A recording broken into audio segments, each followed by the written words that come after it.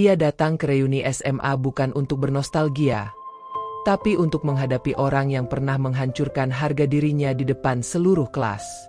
Dulu, ia hanya gadis gemuk yang ditertawakan, dijadikan bahan lelucon, bahkan surat hatinya dibacakan keras-keras oleh pria yang diam-diam ia cintai. Kini, bertahun-tahun kemudian, pria itu berdiri di hadapannya, menangis, dan berkata, "Maafkan aku telah merusak hidupmu.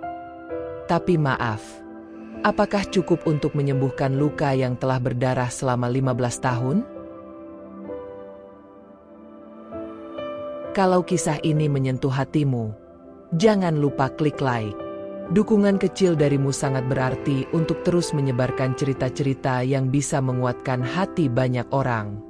Jangan lupa juga tekan subscribe dan aktifkan loncengnya, biar kamu nggak ketinggalan kisah inspiratif selanjutnya. Channel ini untuk kamu yang pernah terluka, tapi ingin bangkit dan menang. Tulis di kolom komentar. Aku juga pernah disakiti, tapi aku memilih sembuh. Siapa tahu, kisahmu bisa jadi kekuatan buat orang lain. Dinda menatap layar ponselnya dengan tangan gemetar. Sebuah undangan digital muncul. Reuni 15 tahun alumni SMA Angkasa, kami merindukanmu. Kata, merindukan, itu menusuk seperti duri dalam dada. Ia membaca berulang-ulang, berharap kata-kata itu berubah menjadi sesuatu yang lebih ramah. Tapi tidak. Undangan itu bukan hanya sekadar acara, melainkan pintu menuju masa lalu yang selama ini ia hindari. Tubuhnya terasa dingin, seolah waktu berhenti. Tak ada satupun bagian dari SMA yang ia rindukan. Yang ada hanyalah trauma. Bekas luka yang dulu mereka buat kini seolah dipanggil pulang untuk diingat kembali. Di balik senyum yang selama ini ia tampilkan pada dunia, tersembunyi seorang gadis yang pernah dipatahkan jiwanya. Dinda bukanlah siapa-siapa dulu. Ia hanya seorang gadis dengan tubuh besar, penampilan sederhana, dan suara pelan. Ia hanya ingin berteman, diterima, dan mungkin disukai. Tapi yang ia dapatkan justru tawa yang menghina, kata-kata yang merobek, dan perlakuan yang membuatnya percaya bahwa ia tak layak dihargai. Luka-luka itu tidak pernah ia bicarakan, bahkan pada keluarganya. Ia menyimpan semuanya sendiri, hingga membentuk dinding besar dalam dirinya. Dan sekarang, dinding itu kembali bergetar. Mereka memanggilnya gendut, deso, bahkan pernah menjulukinya tangki air berjalan. Julukan-julukan itu bukan hanya bercanda bagi Dinda, itu adalah racun yang disuntikkan setiap hari. Ia berjalan di koridor sekolah dengan kepala tertunduk, menahan air mata. Bahkan guru pun tak peduli. Dinda merasa seperti makhluk asing yang hanya ada untuk dijadikan bahan tawa. Padahal ia tak pernah jahat, tak pernah mengganggu siapapun. Ia hanya ingin belajar dan hidup tenang. Tapi yang ia dapatkan hanyalah rasa sepi yang menyakitkan dan ejekan yang selalu terngiang dalam mimpi-mimpinya yang gelap. Yang paling tak bisa dilupakan adalah Reno, siswa paling populer di angkatannya. Tampan, cerdas, jago basket, dan kejam. Dinda pernah memberanikan diri menulis surat kecil, bukan pengakuan cinta, hanya rasa kagum yang ingin ia sampaikan diam-diam. Tapi surat itu justru dibacakan Reno di depan kelas, disertai gelak tawa teman-temannya. "Lihat nih, tangki air jatuh cinta," katanya sambil menunjuk ke arah Dinda. Dunia Dinda runtuh. Ia tak hanya malu, tapi hancur. Setelah hari itu, ia membenci dirinya sendiri. Dan sejak saat itu pula, ia berjanji tak akan pernah mempercayai siapapun lagi. Tahun demi tahun berlalu, Dinda bertumbuh. Ia belajar menyembunyikan luka di balik senyuman dan menyimpan duka di balik pencapaiannya. Ia menjadi wanita cerdas, mandiri, dan dihormati di tempat kerja. Namun, tidak ada yang tahu bahwa di malam-malam sepi, ia masih menangis diam-diam. Ketika undangan reuni itu datang, bukan bahagia yang ia rasakan, tapi rasa takut. Takut membuka kembali kotak luka yang selama ini ia kunci rapat. Haruskah aku datang?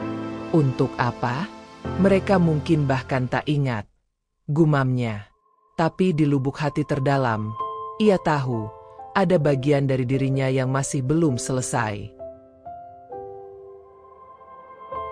Malam sebelum reuni, Dinda berdiri di depan cermin cukup lama.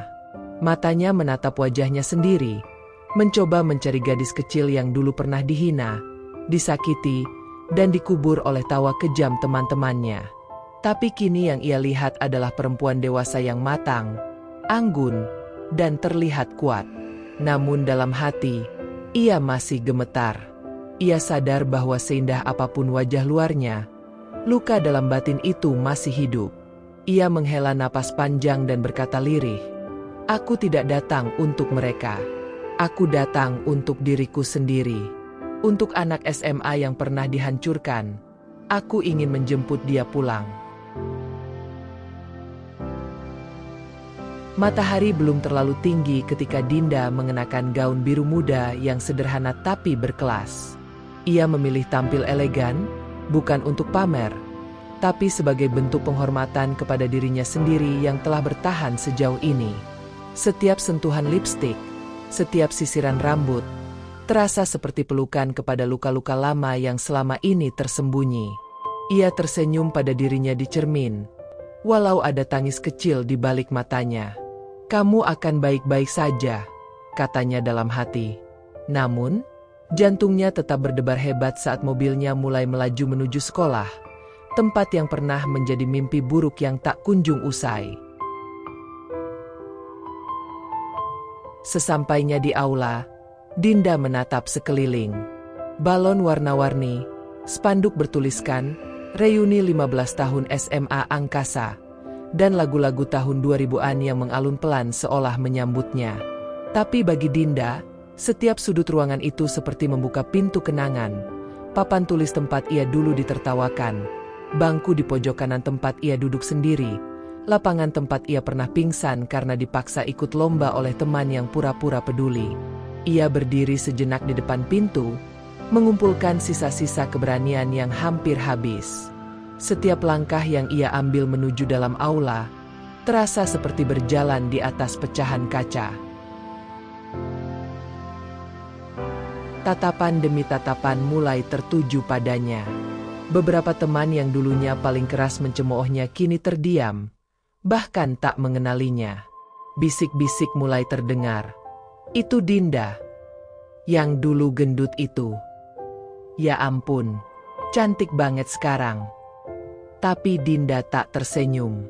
Ia hanya menunduk sedikit, lalu mengangkat wajah dengan tenang. Di dalam kepalanya, suara masa lalu masih berteriak.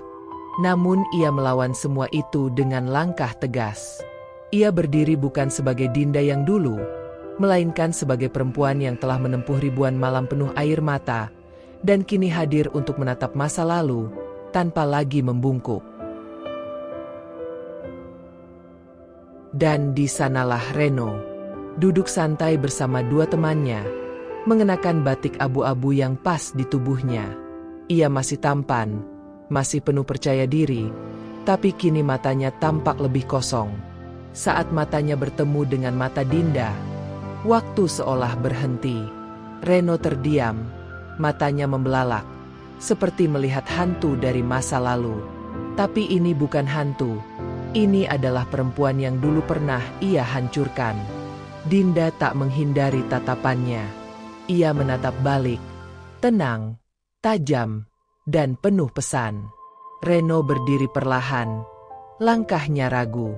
Untuk pertama kalinya, pria yang dulu begitu arogan itu terlihat gugup. Langkah Reno terhenti hanya beberapa meter dari tempat Dinda berdiri. Ia menatap Dinda lekat-lekat seolah tak percaya perempuan di hadapannya adalah gadis yang dulu pernah ia permalukan. "Dinda?"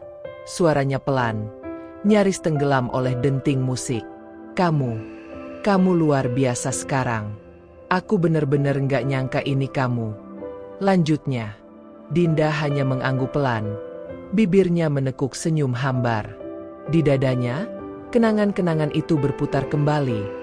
Saat suratnya dibacakan di depan kelas, tawa Reno, dan pandangan jijik dari teman-teman. Hari ini, mereka bertemu kembali. Tapi posisi sudah terbalik. Yang dulu dihina, kini berdiri paling tenang. Senyum Dinda bukan senyum bahagia. Itu senyum yang lahir dari luka yang terlalu sering berdarah. Ia menatap Reno dengan mata yang penuh kesadaran. Iya, aku berubah. Tapi bukan karena ingin membuatmu menyesal. Aku berubah karena aku capek dibenci, bahkan oleh diriku sendiri. Kata-katanya menampar Reno lebih keras dari teriakan.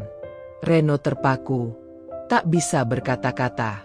Suasana seolah membeku di sekeliling mereka. Dinda melanjutkan, waktu menyembuhkan luka, tapi tidak menghapus kenangan. Aku masih ingat semuanya. Dan kamu, bagian paling menyakitkan dari hidup remajaku. Reno tertunduk.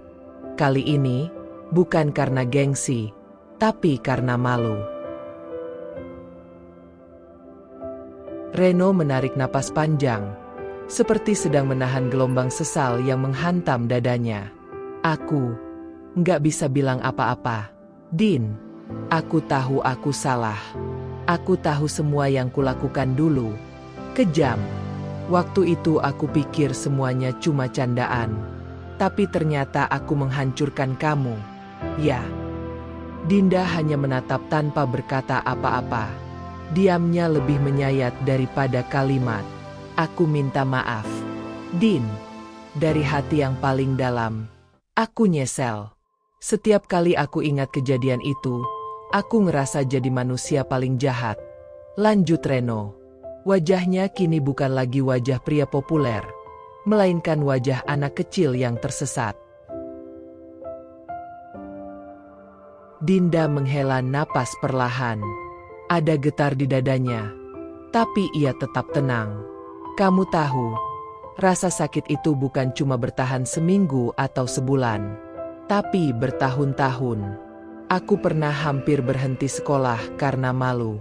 Aku bahkan sempat berpikir untuk menyakiti diriku sendiri. Suaranya mulai gemetar, tapi ia menahan air mata. Reno menutup wajahnya, seolah tak sanggup menatap kenyataan. Tapi aku bertahan, karena aku tahu, hidupku nggak seharusnya ditentukan oleh orang lain. Aku bukan korban, aku penyintas. Dan kamu adalah bagian dari cerita itu. Tapi aku tak ingin menyimpannya sebagai dendam. Air mata menetes dari mata Reno. Ia menyeka dengan tangan gemetar. Aku nggak bisa minta pengampunan. Tapi terima kasih karena kamu masih berdiri di sini. Kamu jauh lebih kuat dari yang pernah aku bayangkan. Din. Dinda tersenyum. Kali ini lebih hangat. Aku memaafkanmu. Reno, bukan karena kamu pantas dimaafkan, tapi karena aku butuh damai. Kalimat itu membuat Reno menunduk lebih dalam. Tak ada kata-kata yang bisa membalasnya. Hari itu, dua jiwa yang pernah robek saling menatap. Bukan sebagai musuh, tapi sebagai dua orang yang belajar dari luka dan bertumbuh karenanya. Setelah percakapan itu, Dinda melangkah keluar dari aula. Hatinya masih berdebar, tapi bukan karena takut, melainkan karena lega. Seperti ada beban besar yang terangkat dari dadanya. Ia menatap langit malam yang kelabu, membiarkan angin menyentuh pipinya yang sedikit basah. Dulu, ia pernah berpikir akan membalas semua ejekan, semua cemoohan, semua luka. Tapi ternyata, saat kesempatan itu tiba, ia hanya ingin damai. Karena pada akhirnya, membuktikan diri bukan tentang membuat orang menyesal, tapi tentang bisa berdiri tenang di hadapan mereka yang dulu meremehkanmu, tanpa dendam, tanpa amarah, hanya ketenangan. Dinda tahu, ini bukan akhir dari segalanya, tapi ini adalah titik balik, sebuah penutupan bagi bab lama yang penuh duka, dan awal bagi lembaran baru yang lebih terang. Ia tahu luka itu masih akan tetap ada, tapi luka yang disadari dan diterima tidak lagi menakutkan. Ia menatap jalan pulang dengan langkah pelan, seolah menapak kembali seluruh hidupnya. Aku berhasil. Aku tak lagi kecil. Aku tak lagi takut, gumamnya dalam hati. Reuni ini bukan sekadar pertemuan dengan teman lama, tapi pertemuan antara dirinya hari ini dan dirinya yang dulu pernah ditinggalkan dalam kegelapan. Hidup memang tak selalu adil. Tak semua orang yang menyakiti akan membayar mahal. Tapi Dinda menyadari satu hal penting, bahwa tidak semua balas dendam harus berbentuk luka baru. Kadang, membalas berarti tidak menjadi seperti mereka. Tidak merendahkan, tidak membalas hinaan, tidak mengulang pola yang sama. Dinda telah menang, bukan karena ia membuat Reno menangis, tapi karena ia bisa menatap orang yang menghancurkannya, dan tetap memilih untuk bersikap manusiawi. Ia memilih memaafkan, bukan karena lemah, tapi karena kuat. Dan kekuatan sejati lahir dari hati yang pernah remuk tapi tak menyerah. Langkah kaki Dinda menuruni tangga sekolah itu seperti menyusuri waktu mundur. Ia teringat setiap detik saat ia ingin menyerah, saat tak ada yang memeluknya, saat tak satupun orang percaya padanya. Tapi hari ini, ia sendiri yang memeluk dirinya. Ia sendiri yang berdiri untuk dirinya. Tak perlu pengakuan, tak perlu sorak-sorai, hanya keheningan yang penuh makna. Dan dari keheningan itu, muncul bisikan dalam hatinya. Terima kasih sudah bertahan, Din. Terima kasih tak mati dalam rasa sakit. Karena bagi Dinda, itu lebih berharga daripada segala tepuk tangan di dunia. Ia membuka pintu mobil, duduk dengan tenang, dan membiarkan tubuhnya bersandar di kursi. Ponselnya bergetar, sebuah pesan dari Reno. Terima kasih sudah datang. Aku belajar banyak malam ini. Maafkan aku sekali lagi. Dinda membaca pesan itu, tersenyum tipis, lalu menutup layar. Ia tak perlu membalas. Kata maaf sudah cukup, dan ia sudah memberi. Reuni ini bukan tentang masa lalu lagi. Ini tentang siapa yang masih berdiri, dan siapa yang memilih tumbuh. Karena di dunia ini, ada dua jenis orang, yang melukai, dan yang menyembuhkan dirinya sendiri. Dan Dinda adalah yang kedua. Malam itu, Dinda tidak menangis. Untuk pertama kalinya dalam hidup, ia merasa damai dengan luka yang selama ini ia anggap kutukan. Ia menyadari, luka itu bukan musuh. Ia adalah teman seperjalanan yang mengajarkan banyak hal. Ia mengajarkan Dinda tentang siapa yang benar-benar peduli, tentang bertahan, tentang menjahit diri sendiri ketika dunia memilih menertawakan. Dinda tahu, banyak orang yang mungkin tak akan pernah mendapat permintaan maaf seperti dirinya. Tapi ia ingin orang-orang itu tahu, kamu tetap bisa bangkit, walau tanpa pengakuan. Luka itu tidak harus mengurungmu. Ia bisa menjadi sayap, jika kamu ikhlas menerimanya. Dinda menatap cermin di kamarnya. Perempuan yang ia lihat bukan lagi gadis kecil yang menahan tangis di toilet sekolah. Ini adalah perempuan kuat yang telah melewati badai. Ia tersenyum, memandangi bekas luka batin yang dulu ia sembunyikan. Kini, ia tak lagi malu. Ia bangga pernah terluka, karena justru dari sana, ia menemukan dirinya. Terima kasih ya, Din, karena nggak menyerah waktu semua terasa gelap. Bisiknya pada bayangannya sendiri. Kalimat itu sederhana, tapi mengguncang dadanya. Karena dalam hidup, penghargaan terbesar bukan datang dari orang lain, tapi dari diri sendiri yang pernah nyaris runtuh dan memilih bangkit. Tak semua orang yang menyakitimu akan datang meminta maaf. Dan tak semua yang menyakitimu sadar bahwa mereka telah menyayat jiwamu. Tapi bukan itu intinya. Intinya adalah, siapa kamu setelah semua itu terjadi? Apakah kamu berubah jadi kejam? Atau kamu tetap memilih jadi baik? Meski pernah diinjak, Dinda memilih jalan kedua.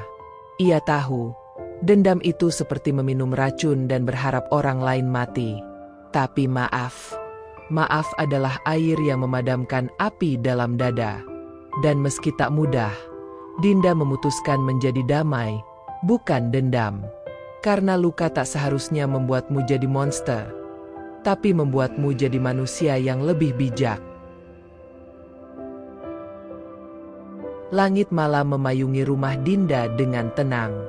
Angin meniup lantirai kamarnya, seolah mengucapkan selamat karena ia telah melewati ujian yang begitu panjang. Ia duduk di tepi tempat tidur, mengingat semuanya. Masa SMA yang kelam, surat yang dibacakan dengan tawa, air mata yang tak pernah dilihat siapapun. Dan kini, ia di sini, masih hidup, masih utuh. Bahkan lebih kuat dari yang ia kira. Luka ini bukan kutukan, katanya pelan. Tapi karunia yang menyamar dalam bentuk rasa sakit. Karena yang tak membunuhmu, akan menjadikanmu versi paling kuat dari dirimu sendiri. Untuk kamu yang membaca kisah ini, yang mungkin pernah dilukai, dihina, diremehkan, atau ditertawakan, ingatlah satu hal, kamu tidak sendiri. Luka itu nyata, sakit itu nyata. Tapi begitu juga kekuatanmu. Jangan tunggu pengakuan. Jangan tunggu permintaan maaf. Jangan tunggu mereka sadar. Cukup kamu berdiri, peluk dirimu, dan bisikan, aku cukup, aku berharga, dan aku akan sembuh. Karena balas dendam terbaik adalah menjadi bahagia. Dan cara paling elegan untuk membalas rasa sakit adalah dengan membuktikan bahwa kamu tetap bisa bersinar. Meski dulu, mereka ingin kamu padam. Jika kisah ini menyentuh hatimu, bantu bagikan agar lebih banyak orang bisa belajar untuk berdamai dengan luka masa lalu. Tulis di komentar, aku tidak sendiri, aku juga akan sembuh. Semoga kalian semua diberi kekuatan seperti Dinda, untuk bangkit, memaafkan, dan mencintai diri sendiri lebih dalam. Jangan lupa subscribe untuk kisah inspiratif berikutnya, dan nyalakan notifikasinya.